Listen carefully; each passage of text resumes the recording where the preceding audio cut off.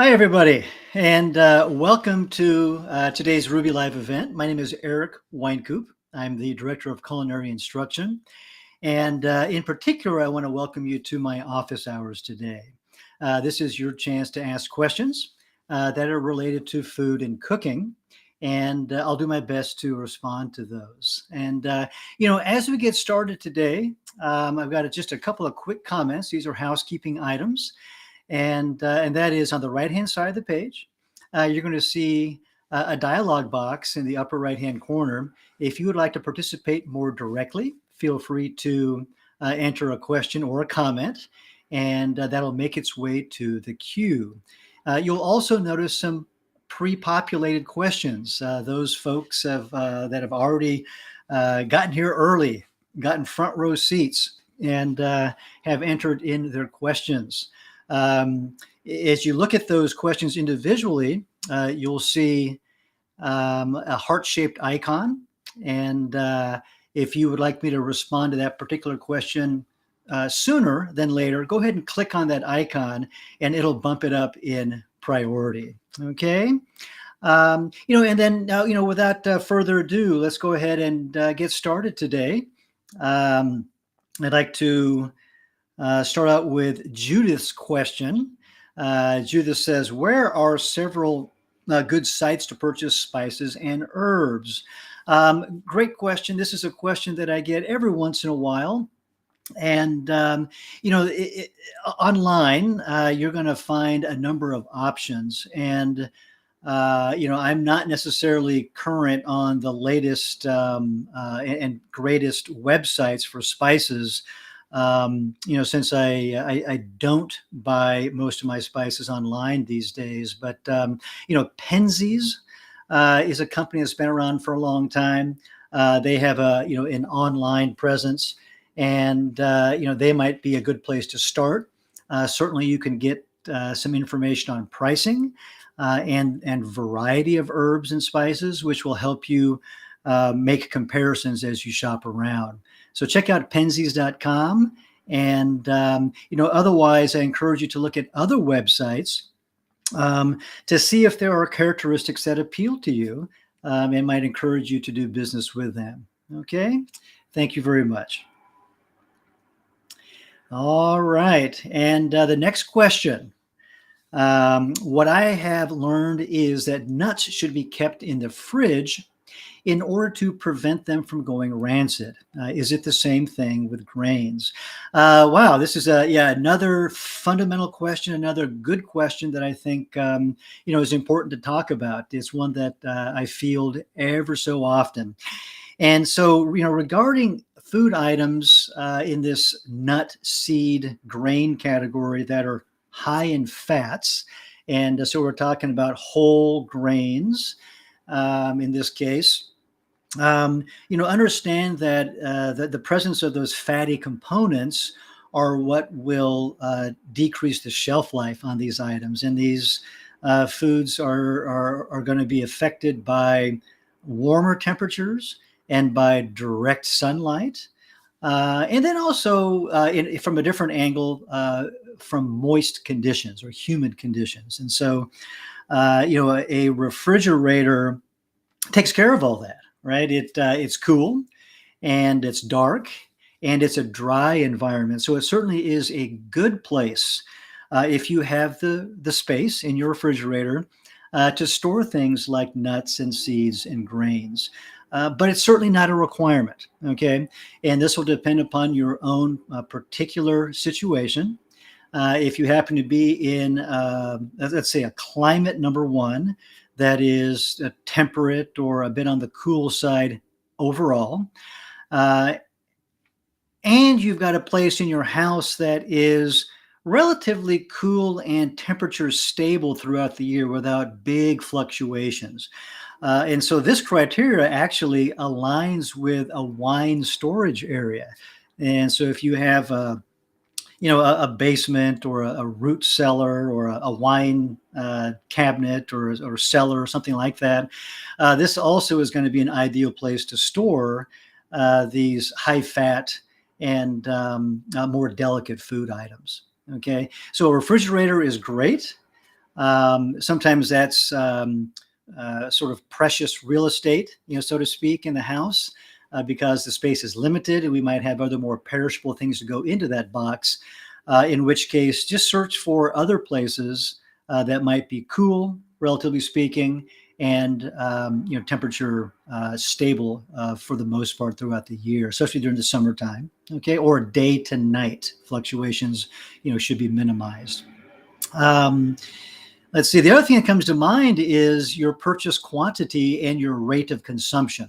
And this is always the other angles that I consider, whether at home or in a business, when it comes to the shelf life of food.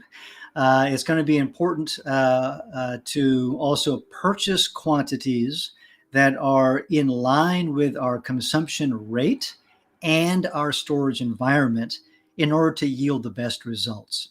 Okay, so if it happens to turn out that you don't have space in your fridge and you don't have a cool place, a particularly cool place, let's say, at home, or an ideal place, then perhaps you can buy smaller quantities of these items, the grains, nuts, and seeds, so that you can move through that product. You can turn over that inventory in a shorter period of time.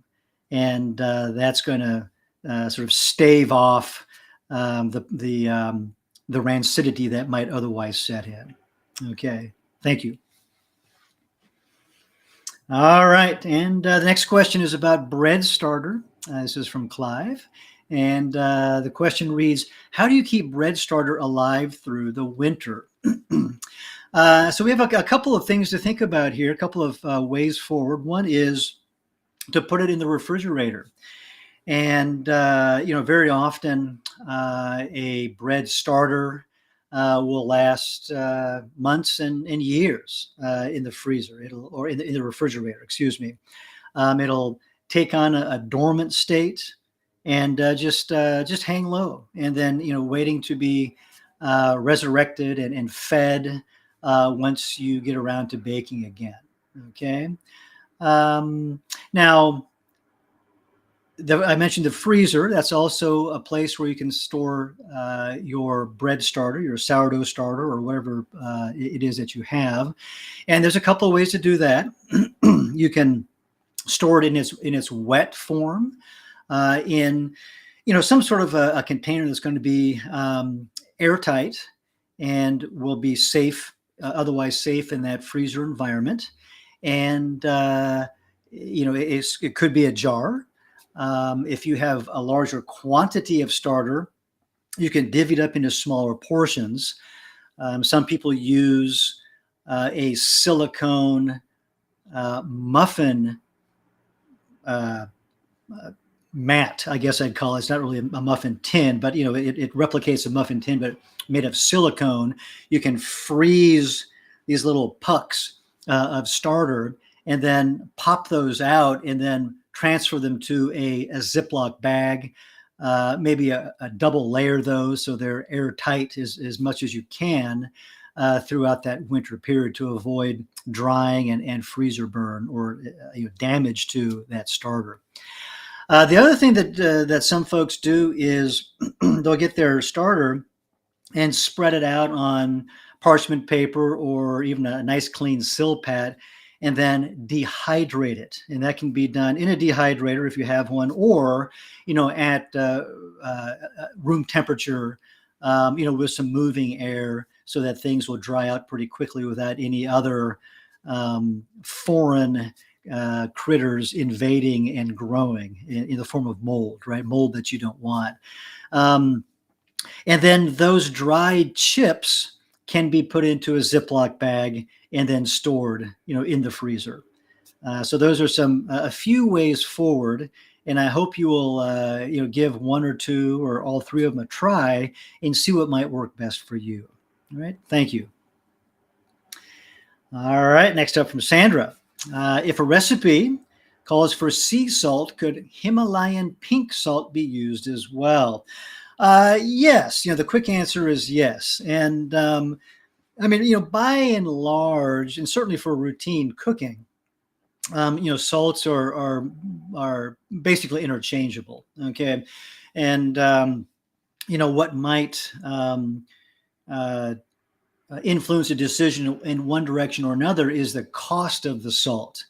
Where some, let's say, more flavorful, expensive salts are marketed as finishing salts.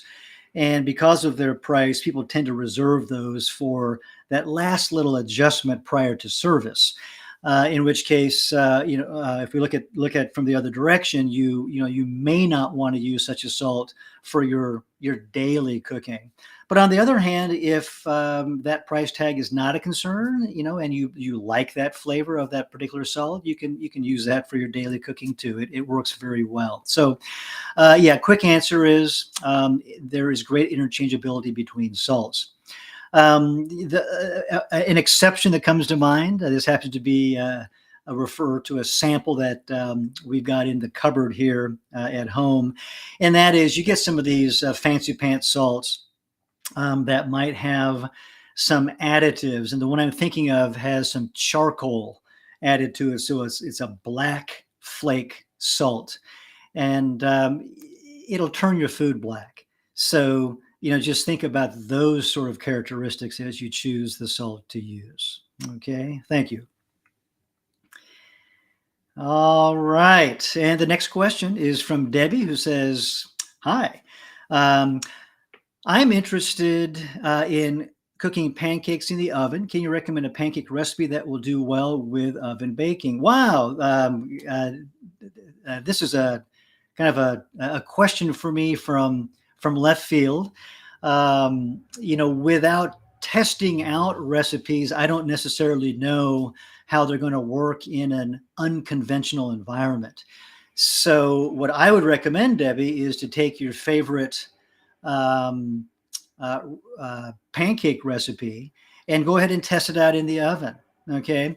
And you might try a couple of things, and one could be that you preheat.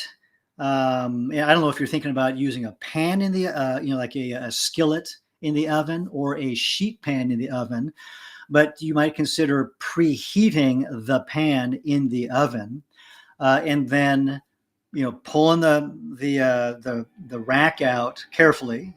Safety is job one here, and then ladling on the batter and then pushing that back into the oven to cook.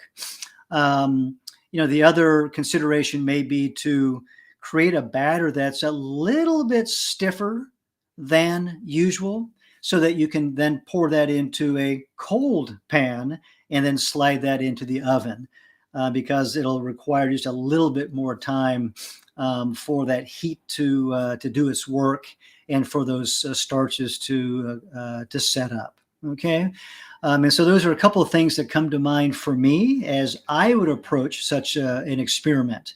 But some experimenting indeed is what will be necessary here. Please enjoy the process.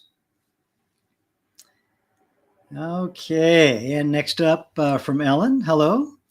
Um, I'm new to cooking beans. Made 10 bean soup and soaked the beans overnight.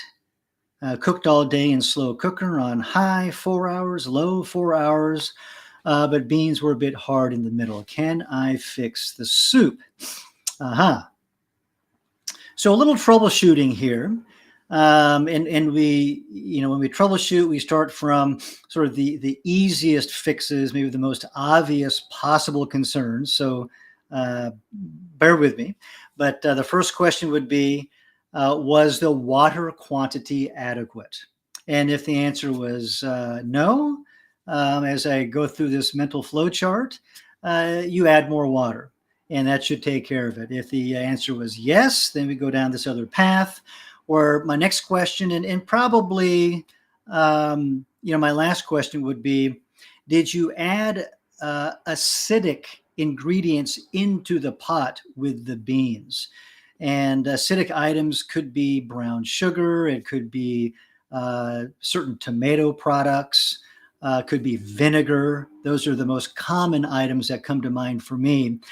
And I ask this because acid will tighten up the fibers that we find in plants. And so the skin will be toughened by that acid. And it can be difficult to break through that, unless you have a pressure cooker. Okay, that's what comes to mind in terms of a possible fix. Now, if you go this route to put everything into a pressure cooker and try to soften up, that bean the rest of the way, it may affect the texture of other items in the pot. You might get some overcooked components. Okay, so please be aware of that. But you would certainly be able to enjoy the food. You don't want to be eating undercooked beans. That's not going to be fun to eat, nor is it going to be good for your body. Okay, so do find a way forward where you can avoid eating the undercooked beans. All right, but otherwise, consider also. The acidity as being the issue. I was just reading the question. You soak the beans overnight, which is a good way to prep the beans. So we can check that off the list as well. So give that a try, and I wish you success. Thank you. And next up, this is from Mary. When prepping vegetables like peppers, carrots, and celery, is it best to keep them in a jar with water? In terms of holding these particular items in water, I would say that if you're prepping them ahead of time and you fear that they might dry out to some extent or another, and you want to avoid that drying effect, then store them in water. It could be a bowl of water. You're suggesting a jar of water, so I'm wondering if you're thinking about a day or two ahead, as in batch prepping or batch cooking. So in this scenario, you're more likely to experience drying, right, as you store a food item in the refrigerator, because that's one of the things that a refrigerator does very well, right? It dries out your food. So in this case, you can certainly store in water. That's one option. Another one would be to put the items into a container, a bowl, your choice, and then over the top lay a damp towel. It could be paper, could be cloth. That's your choice. And then just keep an eye on it, meaning look at it the following day if you're going to keep it for 2 or 3 days, because that towel may dry out and need to be re-moistened. Okay, and that moisture is going to maintain the moisture, that's already present in those vegetables. Okay, so I think either path is fine, but just understand what's going on in these different environments. If you're talking about prepping now for cooking in a couple of hours, it may just depend on where you live, right? If you're in northern Arizona or Colorado, where it's very dry, you can experience a lot of change in a couple of hours. This dehydrating effect can set in. But, if you're in a more moist environment like Portland, Oregon in the wintertime, then maybe you could just let that stuff sit out for a couple of hours and you would be okay with it. Okay, so keep those things in mind as you move forward. Thank you. All right. And next up from Thomas, who writes, I'm having a hard time setting up my kitchen. It's just my wife and I, and it's her kitchen. Are there examples of forks over knives in a two-chef kitchen? Well, that line, too many cooks spoil the pot, comes to mind. Just kidding. We're going to work with you here, and all the while respecting that the kitchen is your wife's kitchen. When, in my experience, when you cook with somebody else, whether it's at home or, in a commercial kitchen, I guess there's one of maybe say two main scenarios that come to mind.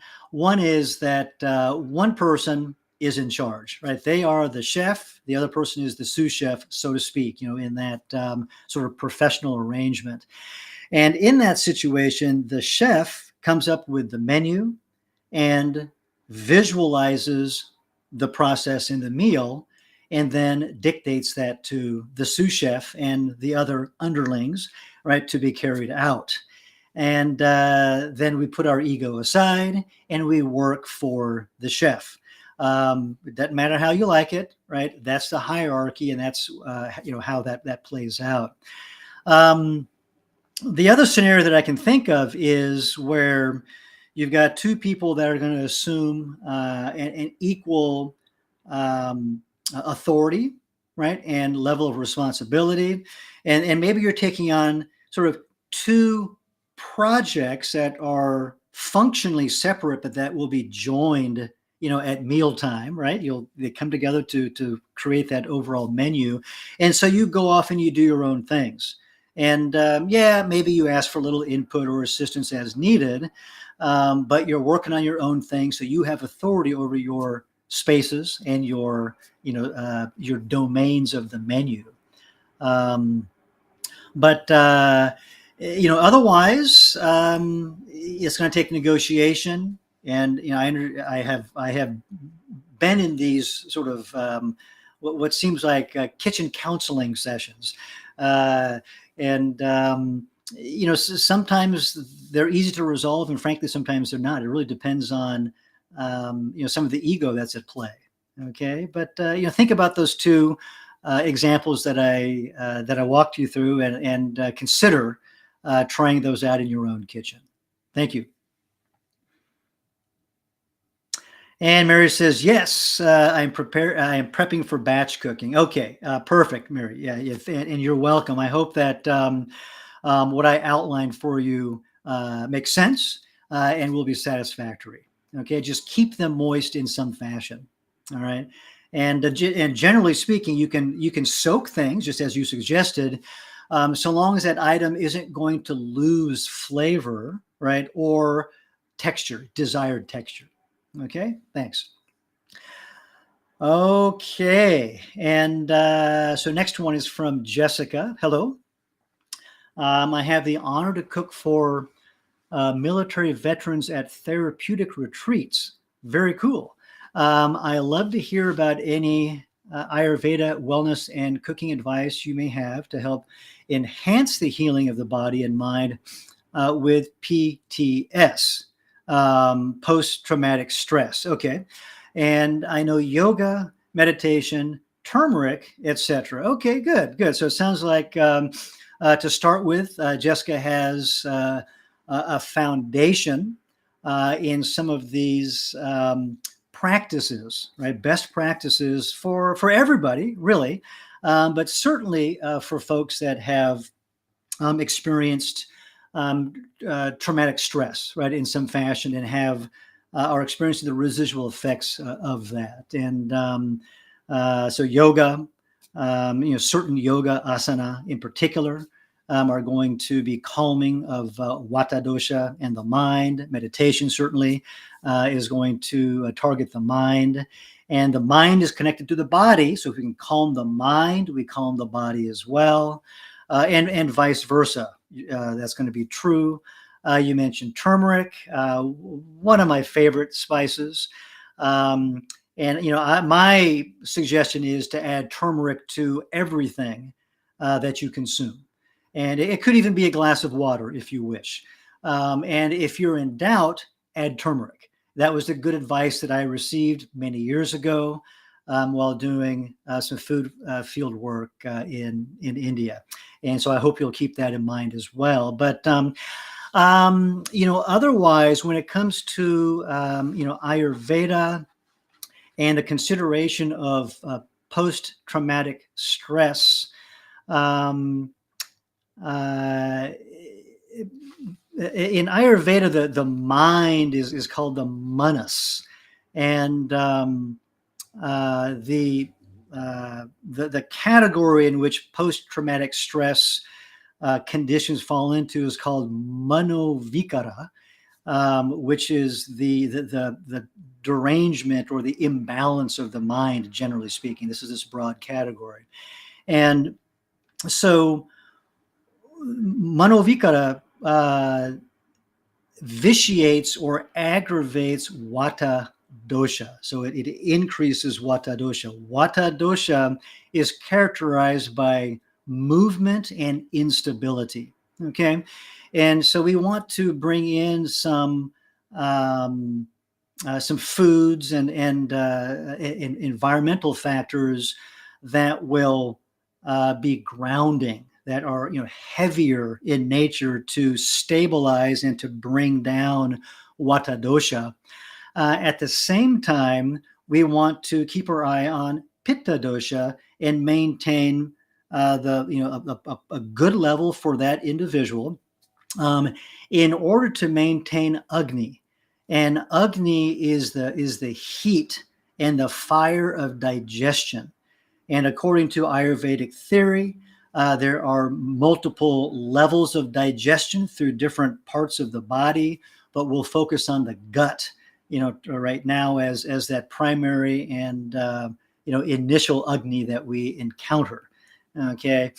Now, in order to approach Vata dosha, foods generally should emphasize the tastes that are sweet, sour, and salty, and minimize the tastes that are bitter, pungent, and astringent. Okay, so those are the 6 tastes from the Ayurvedic perspective. Okay, and so generally speaking, we also want to be consuming or serving warm cooked food. Okay, so those are going to bring stability and start to bring balance to Vata dosha. So the opposite of that, so the foods that would aggravate Vata dosha in anybody, okay, would be raw, so the uncooked foods and cold foods. Even room temperature foods, can affect certain people negatively depending on what else is going on with them. Okay, so focus on warm and cooked foods.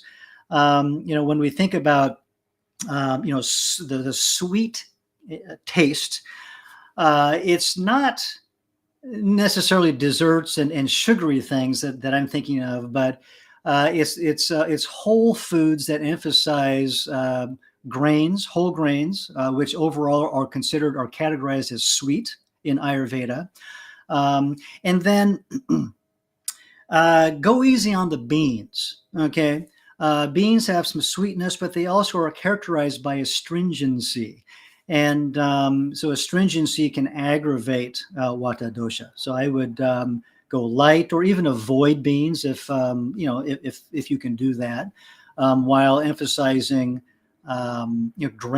whole grain based cookery with other fruits and vegetables. Okay, so we have a wide array of nutrients that we are that we're leaning on. Okay. And then, otherwise, you can emphasize, garlic and cloves and cumin, black pepper in moderation. These are going to be foods that will work on the Agni to keep that stoked, keep that fire at a good level for clean digestion. Okay. And then also be sure to include good fats for cooking and food prep more generally. From the Ayurvedic perspective, it's always ghee, and then sesame oil is also going to be a very good one. And if you're not using ghee or sesame oil, other fats are generally good too. They're going to be heavier and unctuous, right? Oily, okay, in their characteristic that they lend to the finished product. Okay, but again, ghee and sesame oil would be preferred within the Ayurvedic context. Okay, but all the while, try to think about bringing down Vata dosha, which means, right, bringing up Kapha dosha and then still moderating the Pitta to maintain the good digestive fire. Okay, I hope that framework is helpful for you. Thank you. Okay, and yeah, Patrick has provided a link to it's like a couple of my previous talks on the foundational points of Ayurveda. And so those of you that are Ayurveda curious, I hope you'll give them a try. Thank you. Okay, so Bill says articles about turmeric from India show a very high level of lead. Other than Georgia Gold, are there any other safe sources of turmeric? Just offhand, I'm not familiar with all the different sources of turmeric. It certainly comes from different places. Um, and regarding studies from India, certainly look deeper into that as well, and look at more specifically where that has come from. India is a big place, and turmeric is grown in much of the country, and so I um, the student in me, that the scientist in me, or that inquisitive person in me is going to ask the question: is there lead in the soil, throughout India?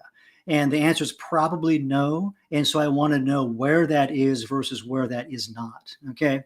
But otherwise, take a look online and see where else you might find turmeric being sourced. Thank you. And next up from Melissa, who writes, how do I plan a meal and meal prep for a family of 6? We have mom and dad. We have 4 children, ages 2 to 10. One has allergies. All right. So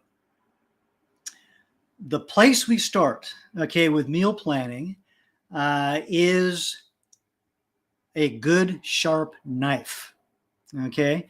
And I say that with 100% seriousness, right? As if for any of us, right, as we start out in the kitchen, that is our number one tool, okay? We're going to have all these other things. It might be a cookware and a blender and a colander and this and that, but we should practice in a way that sees the knife. I'm envisioning a knife here. Sees the knife as our number one tool, our number one go-to for most all of our projects from morning, noon to night. Okay, so get a knife. It doesn't have to be a full set, but I'll leave that up to you. But all you need is one. Maybe you elect to have a couple of knives of different sizes that are of reasonably good quality. Okay, and there are many, many to choose from.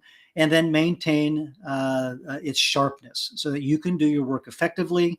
Practice, practice, practice to develop your skills and your confidence so you can do this prep reasonably quickly and efficiently. Okay, that is going to start to affect preparing meals for a family of 6. Okay, and I love this scenario because I grew up in a family of 6, and so while I was the youngest one, I'm the 2-year-old on your list here.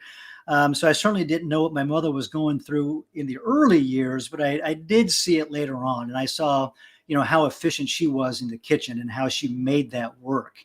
And so we want to also employ the principles of batch cooking. At least that's what our recommendation is. Okay, and batch cooking means that you're going to think about some staple foods that you all enjoy and are not going to, of course, affect family members that have any allergies. And so it could be legumes or, any sort of varieties of peas and beans, as well as grains. And think about whole grains, and think about a variety of grains as well. So it's not just brown rice.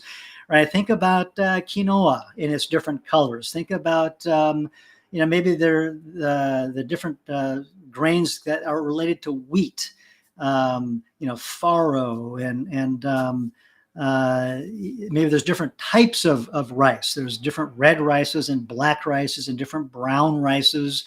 They all have different characteristics, which means they have different flavors, different textures, and different ways to be prepared and enjoyed. And then also think about other vegetables and fruits, but think about vegetables first that are going to be popular among the family members. And we cook those in relatively larger quantities And from that batch of red rice, let's say, or brown rice, whatever might be appetizing for the example here, we think about multiple dishes that we can make. Okay. So you might have a casserole of some sort in a Euro-American style. You might have a fried rice that reflects um, uh, Japanese food culture. You could have another one that reflects the flavors of Indonesian food culture. Very, very different.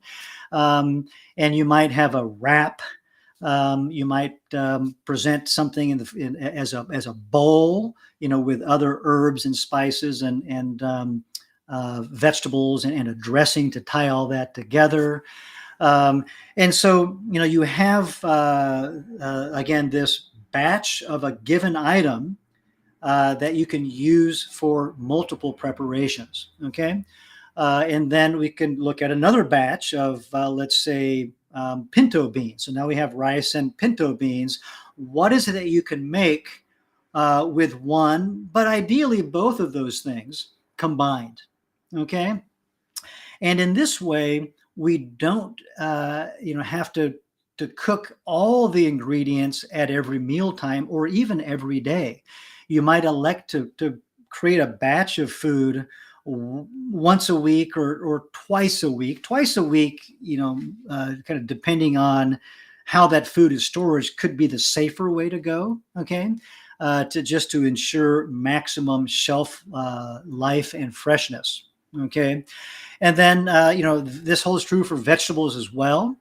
If you've got, the celery, peppers, and carrots example that came up a few minutes ago in today's program, you can cut those things ahead of time, store them, keeping them moist, and then draw from that batch as you need to, as you create these different dishes for breakfast, lunch, and dinner. Okay. And, I always encourage savory foods for breakfast as well. Okay. Just in terms of overall health and good habits that carry on through the lifetime. I know at least in American culture, here in the U.S., the custom is to eat something sweet for breakfast, whereas the rest of the world tends to eat savory foods. And it shifts the mind a little bit in terms of the expectation, which can make dietary habits easier for people as they grow up. Okay. So, with that in mind, you might think about a savory oatmeal, or it could be a wrap of some sort. Make all these things flavorful. Okay. So there's no, really no room for complaint. I mean, there's no reason why, anything should be bland. All right. And, when I talk about flavorful, I'm talking about herbs and spices, okay, in the cooking itself, and then also sauces. And sauces include dressings, right? Anything that and other condiments too. So anything that we might add at the time of consumption or at the time of service. And in these sort of situations, I encourage you to consider making your own, salad dressing or dipping sauce, having those in a jar that might get you through a week or two before you have to replenish that batch of dressing. Okay. And so in this way, we set up a framework for our menus. And one way to start this, so what I just gave you are sort of the principles, okay, of this batch cooking approach. Now, the next thing to do is to make a list, as long as it needs to be, of dishes or food items that the family enjoys, and that you would happily make on a cyclical basis. Okay. Maybe it's 14 or 15 items to get you through a couple of weeks before they repeat again. Okay. Or it could be more or less, whatever is going to suit you and your family. And then in those recipes, learn to make those things without referring to the recipes. So that's where practice and experience comes in. Okay. And then also think about how you can incorporate the whole grain, right? A legume, if ideally, and then also vegetables. Fruits are certainly good as well. Start to amp up the aroma, flavor, that palate interest with the addition of spices and fresh herbs. I usually recommend fresh herbs. Dry herbs had their place for sure, but think about fresh herbs as well. They're super easy to grow, even on a in a windowsill garden, so to speak. So I hope you'll give these things a try. Okay. And then you're going to see how all these things start to weave together. And with your experience and your knowledge, right, you'll be able to just glance at a recipe like in a magazine that looks good and then take it in a direction that better suits your family. Okay. And then also think about global flavors. And that's where I go for inspiration and flavor each week, right? Is to look at what other folks are doing with beans, whether it's Ethiopian cuisine or Mexican cuisine or Japanese dishes or something else, and have fun with it. It could take some time, some study, and some organization, some planning, taking notes. Putting up maybe a piece of paper on the fridge or on a cabinet door where it's easy to see, as a quick reference, a quick guide for you. So make it easy, make it painless, and then the progress goes a little bit faster. I hope this is helpful, and I wish you the best. Thank you. All right, next up from Clive. Which knife do you prefer from your range, and how do you keep them very sharp? Okay, so indeed, I have a range of knives, and they're ceramic. There's different types of steel. They're big and small and short and skinny, and they serve specified functions or they're good for general application. But I tell you, probably the two that I use the most are a santoku, and that's a Japanese style blade design, and also a European style chef's knife. The santoku is probably 6.5, 7 inches in blade length, and the chef's knife that we have in the drawer in the kitchen is an 8-inch chef's knife, so 8-inch blade length plus the handle. Okay, you can certainly buy these knives, at least the chef's knives anyway, much shorter and much longer, to match your hand size and your cutting board size, and to match the amount of food that you will prep at a given time. Okay, if you're doing a lot of prep, like in a restaurant, that's where a big cutting board and a 10-inch chef's knife, some folks even use something bigger than that, but even a 10-inch chef's knife will cover more real estate on that cutting board. You can really do prep a lot faster. But for most of us at home, if we've got 2 or 3 or 4 people, even 6 people that we're prepping for, an 8-inch chef's knife, I think is reasonable, or a 7-inch chef's knife is quite fine. Again, if just due to other factors that I mentioned that all converge, you can even reach for a 6-inch chef's knife. Santokus, they will vary a little bit in length as well, but they're generally in that 7-inch, plus or minus a little bit. Not as much variety as a European style chef's knife. So those are my two favorites out of convenience. I guess number 3 would be a paring knife. I've got some sort of a paring knife. I don't even know what brand it is. That's really not important. What is important is that it holds an edge for a reasonably long time and lets me cut through little things, in my hand or whatever it is that I'm doing. Okay. And how do you keep them sharp? So on a daily basis, generally speaking, we use a honing steel or a honing rod. It's a thin rod. Most of them are made of metal. Some of them are made of ceramic. Most of them are round in cross section. Some of them are sort of oval-ish in cross section. So it provides a more flat surface for you to run the blade against. Okay. Some of them have say that they have a diamond surface on them. I'm not sure what that means, but um, we use that on a daily basis, and I suggest that you use it once. I mean, probably for most people at home, running your knife along a steel one time a day is going to be fine. If you're doing a lot of prep, like in a restaurant type setting, or you're cooking some or cutting a lot of hard, dense foods, then you're going to use the steel as needed. And you'll see, especially butchers who are cutting through meat, they will stop. It could be every 15 minutes, just to put that edge straight back up on their knife to really cut through quickly, smoothly, and safely. And that's what we want to keep in mind, right? Is that a sharp knife equals a safe knife. And then the longer term, maintenance, the periodic maintenance is going to be actually sharpening the knife when it gets dull. Okay.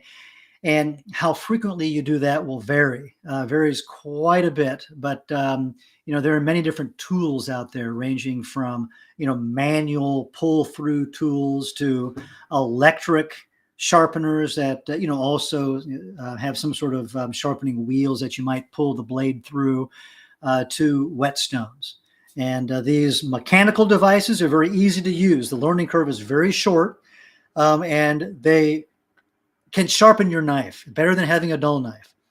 On the other end of the spectrum, a whetstone takes a lot of practice and maintenance of your skills, and the results can be better as well. Okay, and so that's an overview of my approach to the knives in the kitchen. Thank you, Clive. And let's see. Next up, Clive asks, how do you extract inside content of each corn kernel to discard their cellulose covers? Very interesting. So the only times that I have done this have been when I have made masa. And masa is the corn dough in the Mexican and Central American context, right? To make tortillas and these other antojitos that are based upon corn, based upon masa, all these beautiful pre-Columbian foods from Mesoamerica.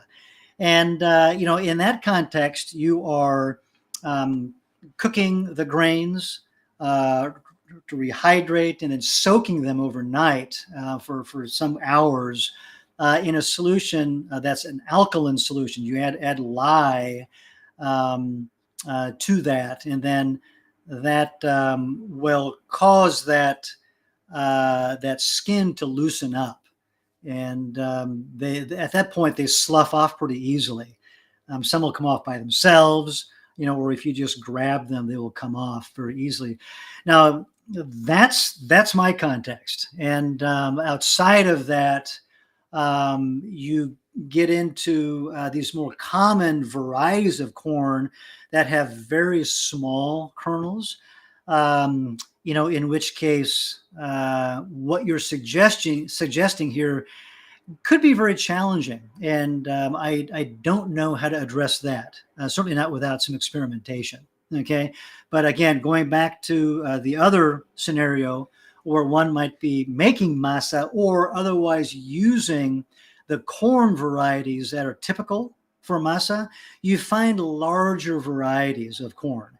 And sometimes they can be, 10 or 15 times bigger than a typical kernel of corn on the common corn cob that we find, during the summertime, which just makes it easier to handle because of its larger size. Okay, so I hope that context helps, Clive, and I hope you might perhaps run down to your local Mexican grocer or seek out some of the dried corn online as needed, and then do some experimenting yourself, and for whatever it is you have in mind to make. Thank you. And Jenna, hello. I am new to a whole food plant-based lifestyle And I've seen many people who say that kale is much better when massaged. Since we don't use oil, what would be the best way to get soft kale?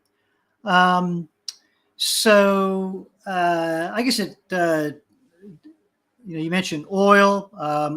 What comes to mind perhaps as being okay then is a whole food fat like avocado. Avocado is sometimes used to massage kale. That works very, very well. Of course, you want a nice ripe avocado. You're gonna jump in there, and it's gonna come squeezing through your fingers, and it's going to be a very fun experience in a different sort of way. But that's what comes to mind for me. Okay, and if you didn't want to do that, you can always just sort of gently rub the kale. If you add a little bit of salt in there, that'll help agitate the cut kale or the torn kale. Just depends, on how you want to prep that. But those are a couple of methods that come to mind: mashed avocado or a dry, sort of gentle massage through the hands. Thank you. And Jenna again. What's the best way to impart flavor to veggies you might be roasting or air frying when most spices won't stick without oil? Um, well, if you're having a hard time getting things to stick, you can always add flavor after they are cooked, via a quick toss in some sort of a sauce that you have created that suits your requirements. Okay. And, I like that approach. That's what I always used in restaurants whenever I had to do some batch cooking for banquets. It was easiest to cook those in one step, right? The control was was easier, and then once they came out, I had an herb and spice and fat in my case mixture that I tossed them in, and then it was ready to be served. And so. Otherwise, you can always try to toss them in water just to moisturize the surface, and then sprinkle some spices, and then drop the veg in the oven and see how that works for you. It's all going to be about your experimentation to find a result that you like. Okay. In most cooking scenarios, there's more than one possibility. In other words, there isn't a single best. There's only a best for you. And it requires your practice to find that best way forward. Okay? But giving you a couple of things to think about. I hope you'll give it a try. Thank you. Okay. So Mary, this picture here, I like it. Please give us your recipe for your miso soup that you and your family enjoy every morning. Okay. So Mary, you've been around for a while. You know my morning pattern here. So what goes in terms of internal ingredients are going to be any vegetables that you want. Okay. And it shifts sometimes seasonally or just by grocery shopping whim. Most recently, it has been daikon. Okay. And you can dice it, or you can, bâtonnet it. Lately, I've been bâtonnetting it. 2 weeks ago, I was dicing it. And then also burdock root or gobo. So gobo are these really long roots, skinny roots that resemble kind of a rat tail.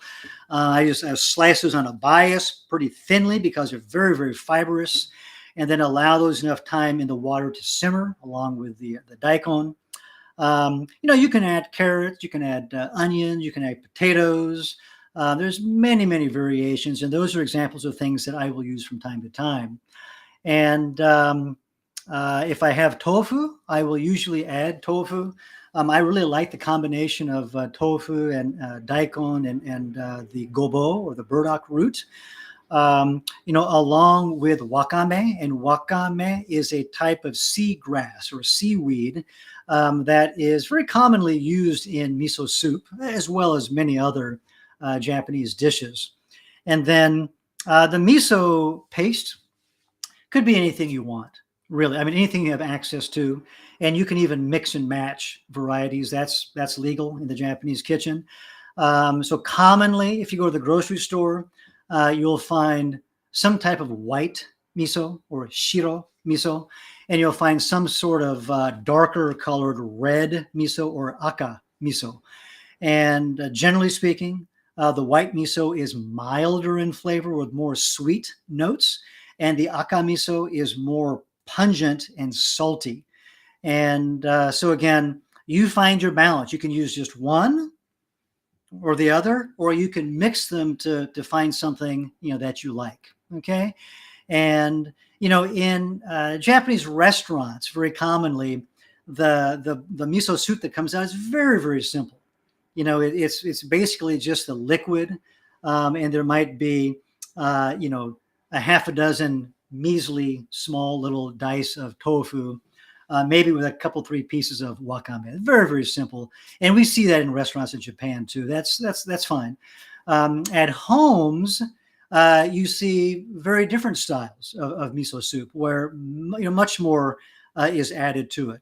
Chiffonade of cabbage, for example, is a favorite of mine. That was in this morning's miso soup, for example. So don't be bashful about loading up the soup with all this great fibrous, flavorful, aromatic stuff to get your day going. And then if you like, you fine cut some scallion as a garnish for service. All right. Thank you. Glad you asked. Next up is Eileen. Is the procedure for sharpening santoku knives different from that for a regular chef knife? How is it done?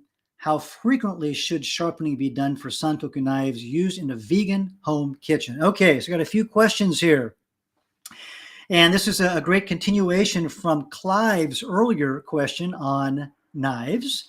And so the procedure for sharpening a santoku is fundamentally the same as for a chef's knife. Okay, and that's going to be true whether you're using a mechanical device or a whetstone, okay, for your sharpening. Still on a daily basis, generally speaking, okay, we would use a sharpening steel, okay? There are some folks out there, some cooks out there that have very thin bladed knives, santoku knives. So a fundamental difference, first of all, for the general audience today between a santoku and a chef's knife in its construction is that when looked at from above, a European style chef's knife is going to be relatively wide. It's just a heavier construction.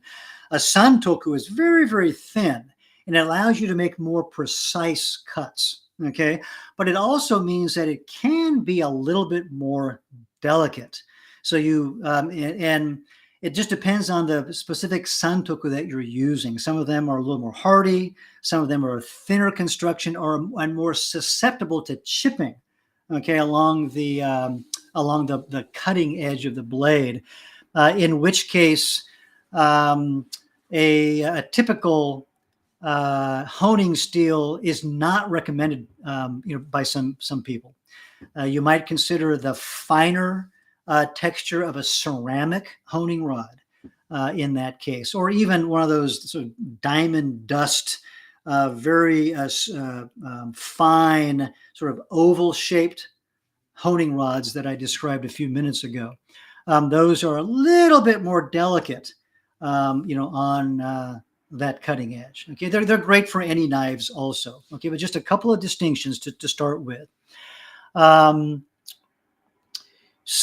Another thing to mention here between the two is that the European style chef's knife, and I say European style because they're not all made in Europe, right? They're made all over the place, including in Japan.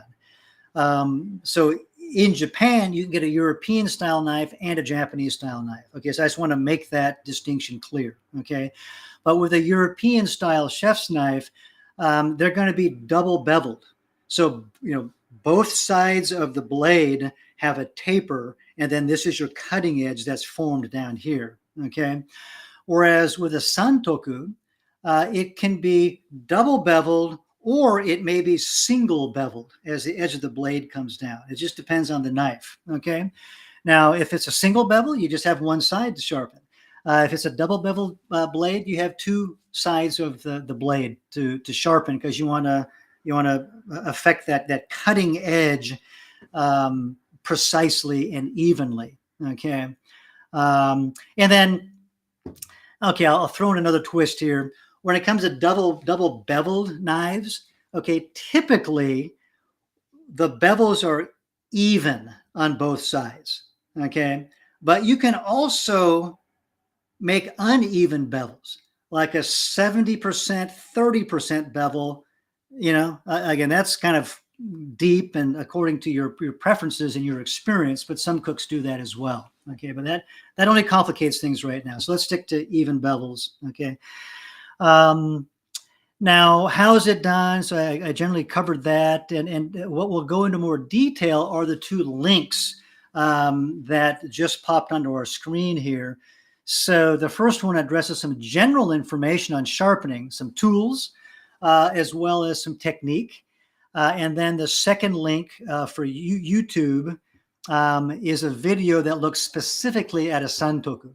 And this gentleman gives a nice commentary and shows some solid technique on doing that. So that will get you started in a much better fashion than my talking here will.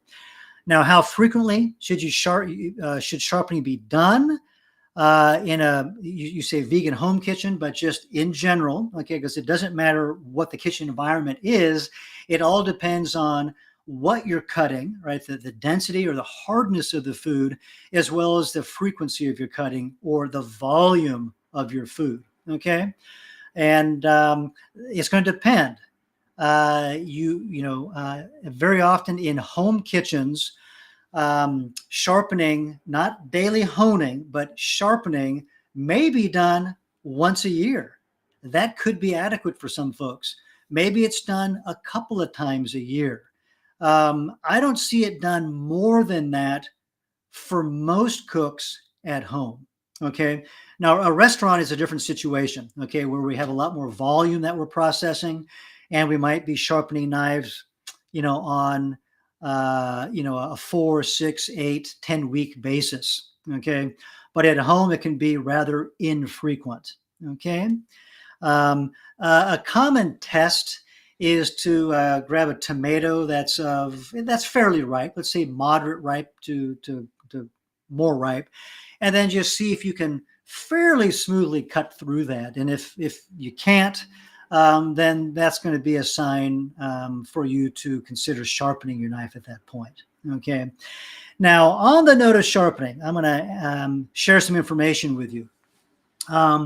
There are many ways to get a sharp knife. You can do it yourself, again, with these mechanical devices, which are fine, better than nothing. Some are better than others, or a whetstone, which will give you the best possible results. But the learning curve is steep, and you got to maintain your skills as well. Okay. You can also send your knives out to have somebody do them for you, in which case they're usually going to be done on a large abrasive wheel, a motorized wheel, where the knife is just put up against that, it's flipped over, and then the other side is ground down. What I want to say is please vet the knife sharpener before you give them your prized cutting tool. I have seen on a number of occasions, and even a couple of occasions from our Rouxbe students, who have reached out to me aghast, sharing photographs of the knife that they got back, their $200 knife or whatever it was, and the person just ground the dickens out of it, and they ground about 20 years worth of use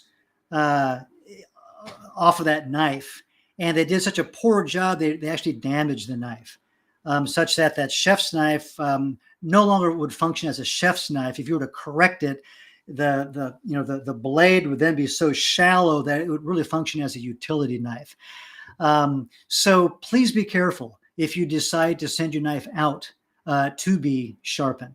And then the other thing I'll mention is that if you are going down this path of learning to use a whetstone, start your practice on a practice knife, just some inexpensive knife that you can clunk around on, because it's pretty easy to damage a blade on a coarse whetstone if you're not careful. Okay. And so bring up your skill on a less expensive knife that, you don't mind, hacking away at the bushes on or something, before you bring out your nicer knife, okay, to be sharpened on the stone. All right. Thank you. Let's see. And Clive is back. And Clive says, what percent protein will be, and how do you convert a mix of black beans, corn, and pumpkin as an alternative to meat? Let's see. Okay, interesting. So a couple of different parts of the question here. The first one is, how do you convert a mix of black beans, corn, and pumpkin, right, to create some alternative to meat? Okay, and then what would the protein percent be of that? Is the question here. So I don't know. This is one of those situations where you would, I would, or you would, right? The cook would probably need to, if not consult a nutritionist, at least go to Dr. Google and look for a website, and probably multiple websites that have these nutrient calculators built in, where you can just enter some data on the type of ingredient that you're talking about and the quantity, and it'll give you some information for the typical scenario. Okay, these are, and I suggest checking out multiple websites to find the one that best fits you and your needs, your desired results. Okay. And then you can come up with some approximation of that. It's going to be an approximation. Please understand that. We're not gonna know with I'm not even sure what the degree of precision would be, but we're not going to know, with any degree of precision just from some website online. However, without doing some more intense laboratory work to dissect these components from the food, and that's just impractical. Okay, so what percent will be protein? I think these online sources can help you get to that. All right. Now, also keep in mind, if you're thinking about, with concern, what it looks like to transition from plants, or from eating meat to eating primarily plants, understand, first of all, that regardless of where the source of protein, right, that comes into our body, the body breaks that down into amino acids. And then our body will reconfigure those amino acids to build the protein that our body requires. And so there's some internal work that we have to do. Now, having said that, the amino acids come from all foods that we eat. Yes, if you're eating meat, you're getting all of the essential amino acids in one package. But if you're eating a variety of plants, right, and a varied plant-based diet is always the recommended type of plant-based diet, then you're going to do the best that you can do, and usually an adequate job of getting all of the amino acids in the required amounts for your body to synthesize protein. Okay. And, for example, the combination that you mentioned, black beans, corn, and pumpkin, with whatever else that you're eating, maybe some whole wheat bread or something else, may be enough to get you to a complementary situation with your amino acids, so your body can replenish the protein as needed. Okay. But if you're in doubt, Number one, do some more reading online. And then number two, reach out to a dietitian to get some guidance on some of the deeper details here. Thank you. All right, next up from Sandra. Are all yellow potatoes considered the same? Yukon Gold, Dutch Yellow.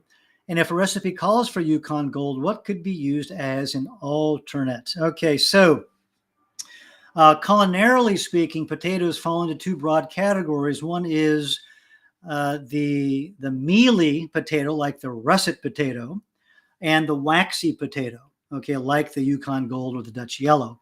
And so a mealy potato, like the common russet, is, once it's cooked up, it has a mealy texture, right? It has kind of a fluffy texture to it.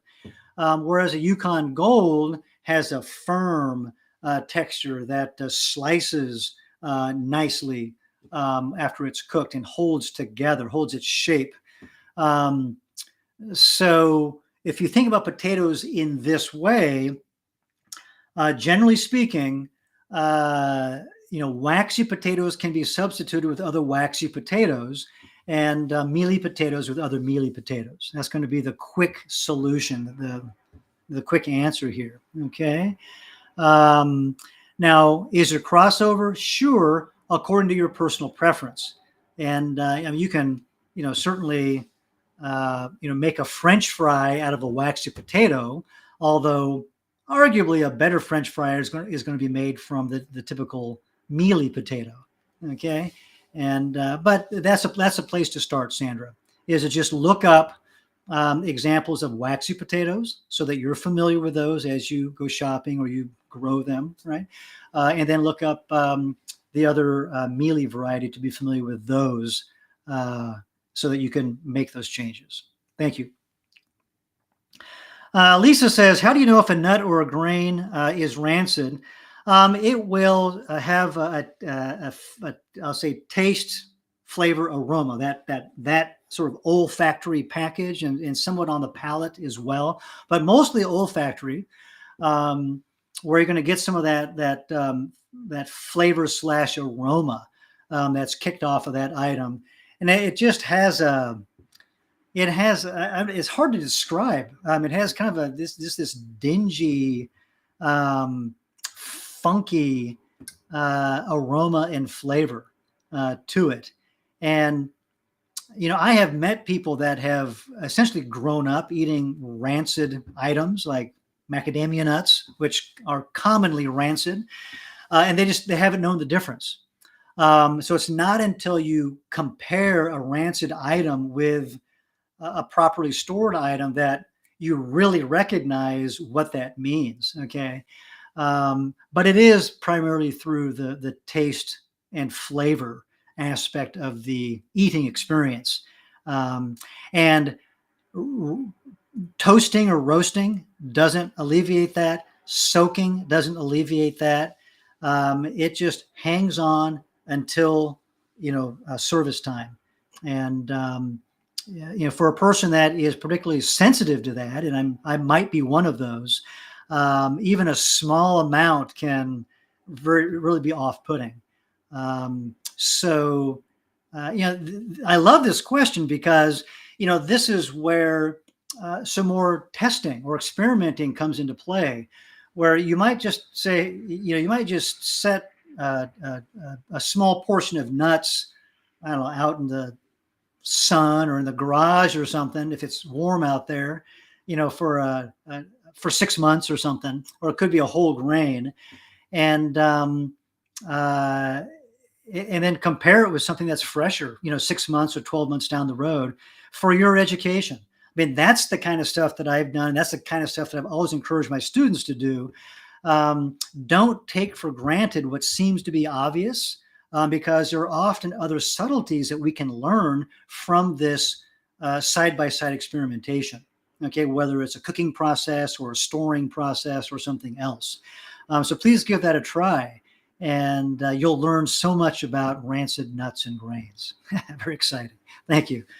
All right, Barbara, I want to buy a grill pan.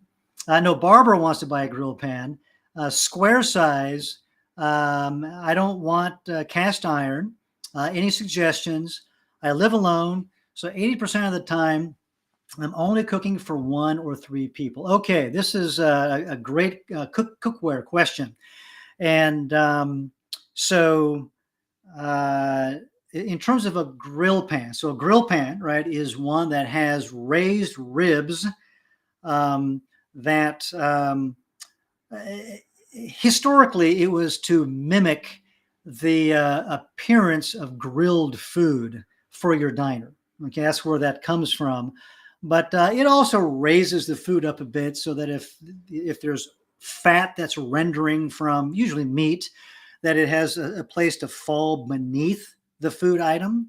Okay, for maybe a little less fatty item that's being served. But anyway, um, in order to figure out what's best for you, Barbara, and the rest of us out there today, um, we need to do a little bit of digging, okay? Because each one of us is going to have some different requirements and limitations when it comes to cookware. And one of the big limitations is the weight of cookware. And the reason why a lot of folks want to steer clear of cast iron or other very thick walled cookware or large size cookware is because when it's empty, it's heavy. And then when it's full of food, it's even heavier and it just becomes cumbersome, if not dangerous to use. Okay. So, what I am going to suggest you do, Barbara, a couple things here. One, check out at least a couple of websites, that are like williamssonoma.com, just to see what's on the market and to start to read some of the descriptions of the pans that you think might fit your criteria. Also, go to Amazon and do the same thing. Just enter grill pan and you'll see a lot of options. Read the profiles of those that are not cast iron. And you're going to see many of them that are made of aluminum, or it'd be an aluminum alloy of some sort. And most of them are going to be coated with something. All Clad is one brand. Calphalon is another brand. Green Pan is another brand. There are others to choose from. Some of them have straight sides. Some have sloped sides. Some are deep. Some are quite shallow. Some are round. You specify square. So there are some options, to consider. And then the next thing to do is ideally find a retailer that you can go to get that in your hand, so that you can make the best purchase decision one time. Now, short of that, then you got to just take a chance and buy something that fits the internet description that's aligns with your criteria. Okay. So hopefully that's helpful. I don't have any brand allegiance whatsoever, so long as the pan is of decent construction. And one thing that I do when I go to buy a pan or inspect a pan is you got the pan and the handle. I'll grab the pan or put it down and then try to kind of lean on that handle, and it should be very secure. Some of them have just gone and they have bent, and I'm looking around to make sure no one saw what I just did, and I put that back on the shelf and I walk away. But otherwise, look for one that's very sturdy. I don't care whether it's the handle is affixed with rivets or if it's spot welded or something else. It just needs to be secure so that I know it's going to last a long time. Okay. Grill pans these days very often are coated with some sort of a non-stick sort of a coating.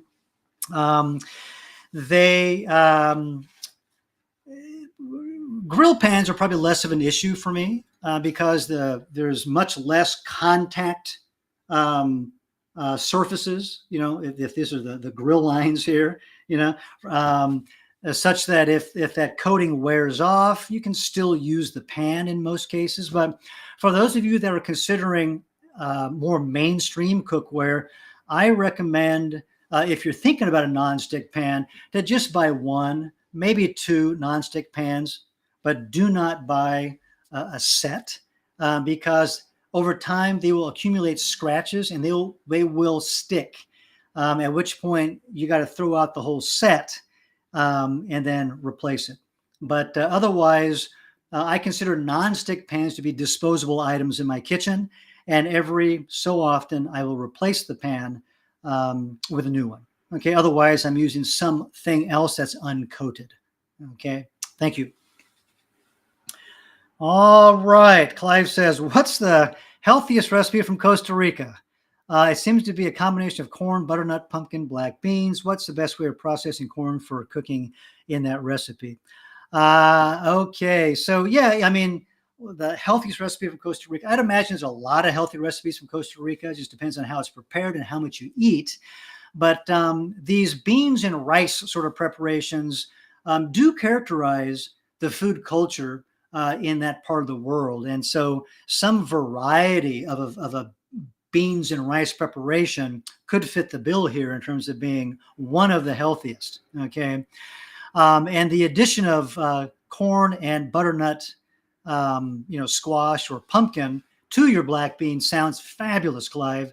The best way to process the corn, my familiarity, okay, with these types of recipes coming out of Central America, Costa Rica in this case, these days, is that they're using the smaller, tender corn kernels, and they're not removing the skin. And this is going to be the typical corn that most people in, let's say, Western Europe and North America anyway, are accustomed to, okay? And probably in much of the rest of the world too. They're not using these big corn kernels of corn, okay, that are associated with making masa. Okay, so just use, whether it's frozen or fresh, it really isn't a big deal. Just use the corn that's commonly available. A sweet variety of corn, usually a younger corn, is going to give you some beautiful flavor versus a more mature and starchy variety of corn. All right, give that a try. Thank you. All right. Clive, okay, says, I soaked corn for 12 hours, 1% lime, calcium hydroxide, then rinsed. Do I need to hull corn or can it be left as is?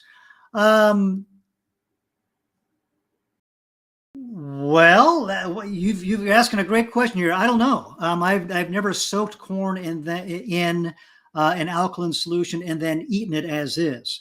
I've always removed the skin to make masa, and so you're blazing a new trail here, Clive. And I'm going to direct you to the internet, where you can probably find an answer to your query, pretty quickly. Okay, thank you. And then Kathy says, should I be using less heat when sautéing as pan rapidly turns black? Yeah, if you are seeing signs of overheating, whether it's a pan discoloring in a significant way, or the pan smoking, or the food burning, then definitely turn down the heat. Okay, and so cooking in a very fundamental way is about controlling time and temperature. And if you think about it, that's what we're doing. All right, whether it's steaming or roasting or sautéing or grilling or something else, we're trying to control the intensity of the heat and the time during which, for which we cook the food item.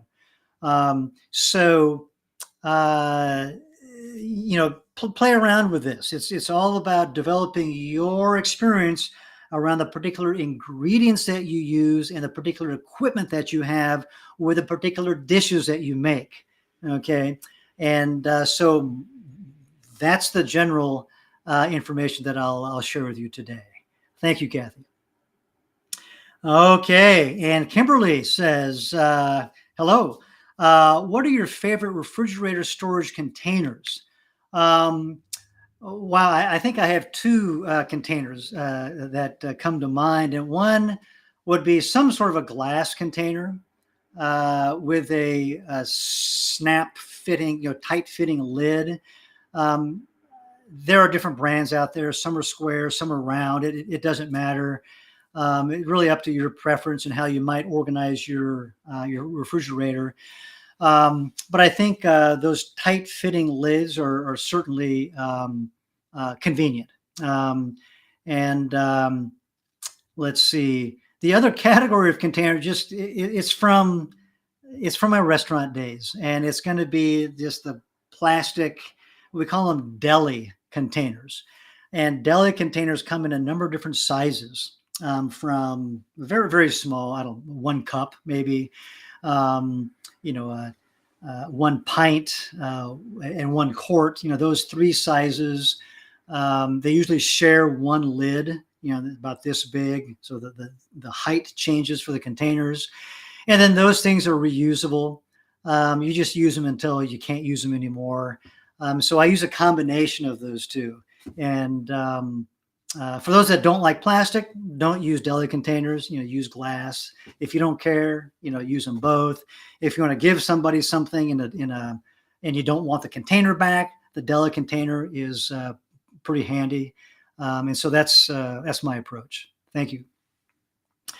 April. Hi there. Yeah, good to see that you're back. We've covered a lot of ground today. And, do note that if you missed out on any of today's conversations, that you can always watch the recorded version of today's program to think about the topics. Okay. And so Lily says, when do you use pink peppercorn? Pink peppercorns are a little bit different. They're a different plant from the black peppercorn. From black peppercorn, that particular vine, we get green, black, and white. And then pinks are a little bit different. Pink in my experience is used as a decorative garnishing item. It's got those eye-appealing, eye-catching qualities in its color contrast. But otherwise, taste it, so you know what the flavor is like, and if that's going to align with what you're making, and then feel free to use it in whatever you think is going to be suitable. This is the beauty of spices. They can go with anything if you like it. There are certainly some traditional combinations of spices with spices, and traditional pairings of spices with foods based upon regional cuisine flavor profiles. But you can do whatever you want. I think a great place to start is by looking at established patterns around the world, because they tend to work, right? Someone's been doing this for the last 1,000 years because it tastes good. And so you might as well just pick up, with what those folks are doing, or piggyback on their beautiful cuisine.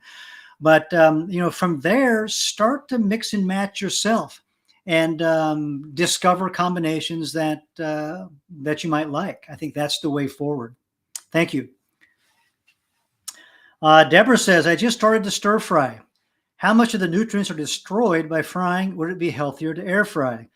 I don't know. When it comes to heating foods, be aware that certainly some nutrients are damaged in the process, but other nutrients become more bioavailable for your body. And so it's actually a good thing to apply heat to certain foods, for this reason. So, if you want to know this in any detail, you will need to build your own, or probably lease a food laboratory and hire a scientist to conduct a series of experiments for you. And I don't mean to sound like a smarty pants, but I do get these questions with some regularity, and we just don't know. And if you look up information on the internet and you get an answer, it's going to be a generalized answer.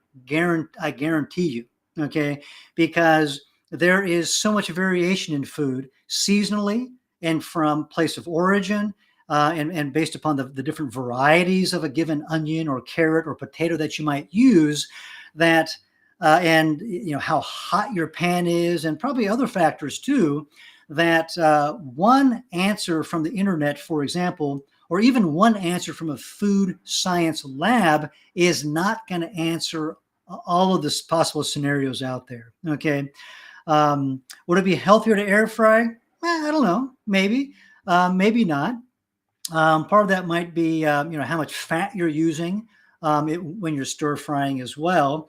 Um, you know, my thought is, number one, if a particular cooking method concerns you, certainly read up on it. I always encourage people to read up on things and to go to databases, to look up scholarly articles, to dig a little bit deeper. Don't rely upon the common blog on the internet, which probably got its information from the next blog, which got its information from this blog over here. That's the way that stuff works, okay? So dig deeper. It takes time and effort, but the results are rewarding, okay? So education is number one. Number two, if the cooking method is concerning to you, then avoid it. Very simply, what I want to see for everybody in the world is that cooking is a joyous experience and does not bring you stress, at least not more than it should, just in terms of the baseline minimum that might be associated with cooking, whatever that means. But don't complicate the picture more than needed. Okay. And then, also understand that, eating a variety of ingredients, for most of us, most of the time, eating some raw ingredients to avoid stir frying and heat is fine. Eating cooked foods is a good thing, but use different cooking methods. Stir frying and steaming and roasting and others. Okay, and keep the variety in your diet. Keep the stress low. Understand also that the world of food is not only is it beautiful, absolutely beautiful, but it's also absolutely complicated. And for all of the information that we have on food and nutrition, that that food scientists provide us, there's tenfold, hundredfold amount of answers that are not answered yet. Yeah, and questions that aren't answered yet. Let me say, excuse me. Have fun with it and enjoy. Keep it low stress and happy cooking. Thank you. All right, Trina says, I am highly allergic to hot peppers. I do see recipes with chili powder and things on this nature. How can I substitute without losing taste of recipe? So I'm going to approach this not as a chili pepper question, but as a general ingredient substitution question. Okay. So when we consider an ingredient substitution, think about how that ingredient functions, okay, in the recipe, and then think about what other ingredients would satisfy those functions. Sometimes it's one, often it's multiple ingredients that we'll need to use when we pull out one, okay?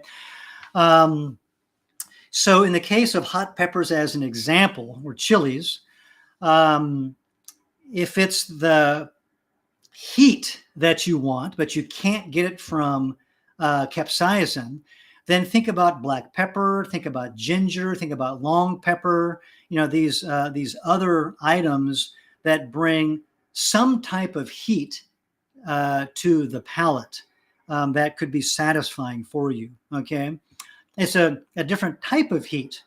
The way that black pepper or ginger feel on the palate is different from the way chilies come on. So you need to make that shift in your mind and expect a change, some difference in the experience, while trying to find the goodness, right, in that new version that you have created. Okay, if the chilies are providing color, right? Often red, but it could be green or brown or black. Um, then think about other items that can lend green, red, brown, or black colors for that visual interest, whether it's a small dice of tomato, a sprinkling of black sesame seeds, right, or something else.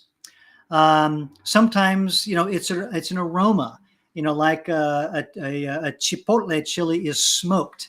And so it adds a beautiful smokiness to a sauce, for example. You might consider reaching for a black cardamom, which is a larger variety of cardamom that is also processed with smoke, so it lends a hint of smokiness. Um, but it's going to lend a different flavor as well because cardamom tastes different from chili. So, again, understand that as we make changes, we should also expect the results to be a little bit different, beautiful in their own right, but a little bit different. And often that just takes a little bit of a mental shift to enjoy that. Okay. But that's the process that I want you to go through as you think about substitutions. Okay. Thank you. All right. And Marianne says, I have loved my cast iron cookware that I've used for more than 45 years, but especially the larger pieces are getting much harder and harder to manage because of weight. What do I switch to? So most of the cookware on the market, there's certainly a lot of choices, are going to be based on stainless steel or an aluminum alloy of some sort. And sometimes it's even a combination, right, where we have layers of metal, aluminum and copper and stainless steel. That's all layered into one piece of cookware to do its magic. So, I would recommend that you look at these other materials that cookware are made from that are also going to be easy to care for and long lasting. And then also consider smaller pieces of cookware that, whether it's cast iron or otherwise, which will be lighter in weight than, a larger piece. Okay, thank you. And Pina says, I've never heard of liquid smoke. Please help me to understand this ingredient. Also, is there a substitute ingredient I could use instead of liquid smoke? Liquid smoke, there's different types of liquid smoke. Some of it is it's actually smoke that's been captured in probably water. And so you use a very, very small amount, just a couple of drops at a time, maybe one drop at a time to impart, some style of smokiness. Read the labels though, because other liquid smokes have other ingredients that you might not want to use, in your own cooking or your own body. Are there substitutes? Sure. In terms of bringing in smokiness to food, think about ingredients that have been smoked, like smoked paprika, chipotle chilies, black cardamom. Also there is the possibility of smoking your own food, and that can be done in a number of ways. There are small, just handheld, portable smokers that use these little pellets, and they burn and create real smoke. You can buy pellets in different flavors for different types of smoke. You can also use a grill. You can also use a stove top smoker, which is a smaller pan. It's about this big in footprint and maybe this high. You'll use a rack inside with some wood chips. You wet the wood chips, put your food on top, and then put the lid on it. That goes on your stove top. You heat it up, and then it creates smoke inside the box. Have your fan on. Do it outside ideally, because it might set off the smoke detectors, and that can smoke your food. You can smoke anything. Okay. Chocolate, meats, herbs, you do all kinds of stuff.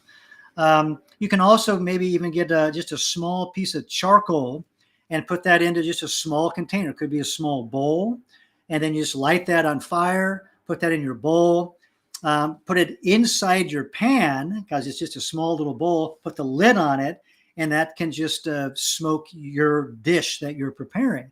So those are a few options for you. I hope you'll explore those, and you're sure to find something that'll work for your situation. Thank you very much.